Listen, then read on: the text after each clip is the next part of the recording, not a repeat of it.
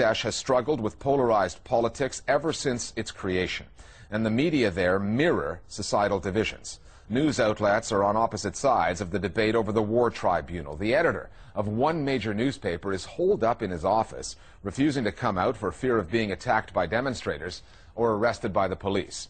The new media component in this story consists of an opinionated band of bloggers working either side of the political divide. Our starting point this week is Shahbag Square and the ghosts of 1971. The whole country got too polarized, and the media community also reflected that split.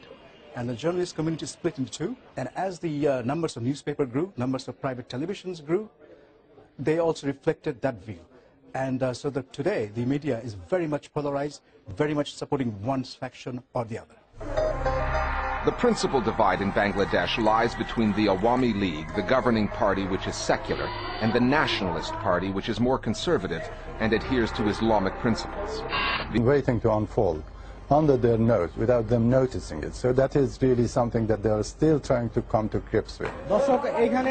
And until they find how to really handle that, we are not going to get any thorough analytical approach to what is happening. I think at the moment everybody is trying to either distance themselves from this movement or try to connect themselves to it. So, I mean, that level of, kind of nuanced, neutral journalism, analytical kind of, questioning is still yet to come.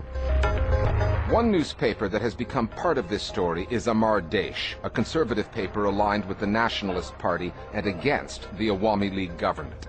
It always had a partisan bent, but became more ideologically driven in 2008 when Mahmudur Rahman, a political operative, was given the editor's job. The paper has been critical of the War Crimes Tribunal and the Shahbag Square movement.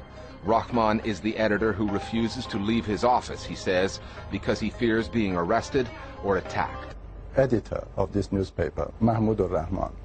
I mean, he is just the kind of person who, likes to talk about issues that other people don't talk about. And he, in the past, because he was speaking about, corruption in the country, which is, again, a taboo for many journalists, he was detained and he was tortured. So he is that sort of a person. And sometimes he just goes further in order to push the barriers of what he considers to be freedom of expression.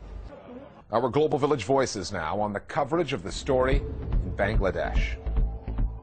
Every media outlet is identified by their political leanings, and they act as a mouthpiece for the chosen party. This means that accurate information is actually really difficult to obtain. Most current private newspapers, channels, including state TV, are owned and run by pro-regime people. Bangladesh politics have huge impact on country's media.